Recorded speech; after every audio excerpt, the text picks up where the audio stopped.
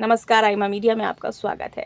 10 वर्षों बाद जम्मू कश्मीर में विधानसभा चुनाव हो रहे हैं। इस चुनाव में प्रमुख क्षेत्रीय पार्टी नेशनल कॉन्फ्रेंस पीडीपी समेत राष्ट्रीय पार्टी भाजपा, कांग्रेस तथा अनेक छोटी छोटी सियासी पार्टियां चुनाव मैदान में अपनी किस्मत आजमा रही हैं। देश की सबसे पुरानी राष्ट्रीय पार्टी कांग्रेस की चुनावी तैयारियों को देखकर लगता है जैसे उसे हल्का सा भी आभास नहीं था कि प्रदेश में विधानसभा चुनाव हो सकते हैं। जिस दिन निर्वाचन आयोग ने चुनाव घोषित किए, ठीक उसी दिन कांग्रेस ने अपना प्रदेश अध्यक्ष बदलकर अपनी तैयारियों का पहला प्रमाण दे दिया था। पार्टी ने वक़ार रसूल वानी की जगह तारिक हमीद कर्रा को नया अध्यक्ष बना दिया। वानी को अगस्त 2022 में उस समय प्रदेश अध्यक्ष बनाया गया था जब गुलाम नबी आज़ाद के साथ बड़ी संख्या में लोग पार्टी छोड़ रहे थे। वानी को आज़ाद का खास आदमी माना जाता था, मगर वानी ने उस संकट के समय पार्टी नहीं छोड़ी और आज़ाद के कारण टूट रही पार्टी को संभालने का पूरा प्रयास किया। इसके बावजूद विधानसभा चुनाव से ठीक पहले अचानक वानी को बदलने का फैसला लेकर कांग्रेस ने उनकी 2 साल की कोशिशों पर तो पानी फेरा ही साथ ये संदेश भी दे दिया कि पार्टी के लिए वफादार बने रहने का कोई मतलब नहीं है। कांग्रेस ने नया अध्यक्ष बनाया भी तो ऐसे व्यक्ति को बनाया जो कभी भी खुद को एक कांग्रेसी के रूप में ढाल ही नहीं सका है।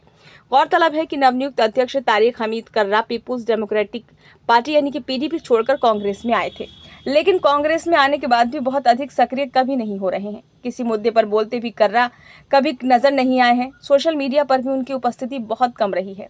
सच्चाई यह है कि कर्रा को प्रदेश की राजनीति में कोई बड़ा नाम ही नहीं माना जाता है। कर्रा को एकाएक अध्यक्ष बनाए जाने से कांग्रेस को कोई बहुत बड़ा राजनीतिक लाभ मिलने वाला तो कतई नहीं था, फिर भी उन्हें अध्यक्ष बनाया जाना हैरान करने वाला फैसला था।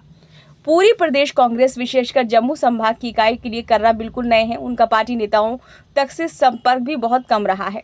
अध्यक्ष बनने के बाद अभी तक सिर्फ 2 बार कर्रा जम्मू आ सके हैं। किसी भी जिले का अभी तक कर्रा दौरा तक नहीं कर सके हैं।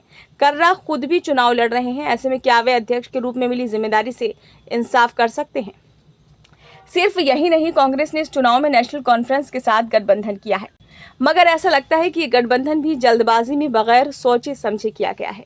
पार्टी को नेशनल कॉन्फ्रेंस के साथ गठबंधन का भी बहुत अधिक फायदा होता दिखाई नहीं दे रहा है।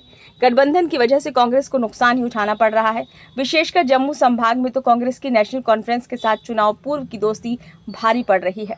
दरअसल ये गठबंधन बहुत ही अजीब तरह का गठबंधन साबित हो रहा है।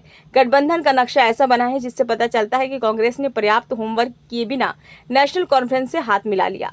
कांग्रेस ने बड़ा दिल दिखाते हुए बेशक अपनी तरफ से तालमेल तो किया है, मगर नेशनल कॉन्फ्रेंस ने उनके साथ दरियादिली नहीं दिखाई है। कुछ सीटों पर दोस्ताना मुकाबला है, जबकि कुछ ऐसी सीटें कांग्रेस ने नेशनल कॉन्फ्रेंस के लिए छोड़ दी हैं जिन पर आसानी से कांग्रेस अच्छा प्रदर्शन कर सकती थी। बनिहाल विधानसभा सीट का मामला बेहद दिलचस्प है। यहाँ से कांग्रेस के पूर्व प्रदेश अध्यक्ष वक़ार रसूल वानी चुनाव लड़ रहे हैं।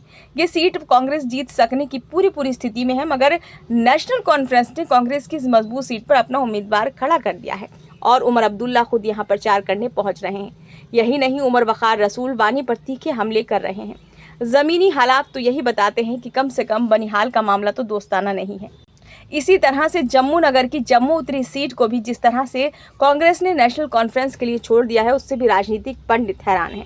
जम्मू नगर के बगल की सीट नागरोटा का मामला तो और भी अनोखा है। यहाँ कांग्रेस और नेशनल कॉन्फ्रेंस ने अपने अपने प्रत्याशी उतारे हैं और दोनों के दोस्ताने का सीधा लाभ भारतीय जनता पार्टी को मिल रहा है। इस सीट पर जिस तरह कांग्रेस और नेशनल कॉन्फ्रेंस ने बेहद कमजोर प्रत्याशी मैदान में उतारे हैं, उससे भारतीय जनता पार्टी के उम्मीदवार देवेंद्र सिंह राणा का रास्ता बेहद आसान बना दिया है। राणा केंद्रीय मंत्री जितेंद्र सिंह के भाई हैं और प्रदेश के ताकतवर नेताओं में गिने जाते हैं।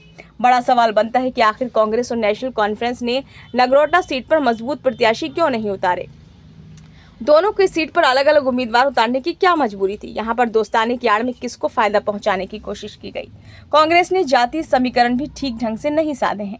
अन्य वर्गों के मुकाबले राजपूत उम्मीदवारों को प्राथमिकता दी गई। ब्राह्मण समुदाय को टिकट बंटवारे में पूरी तरह से नजरअंदाज किया गया है। ये वीडियो आपको कैसा लगा? अगर अच्छा लगा हो तो लाइक करें, कमेंट बॉक्स में अपने सुझाव दें। चैनल को अभी तक आपने सब्सक्राइब नहीं किया है तो कृपया इसे सब्सक्राइब कर दें।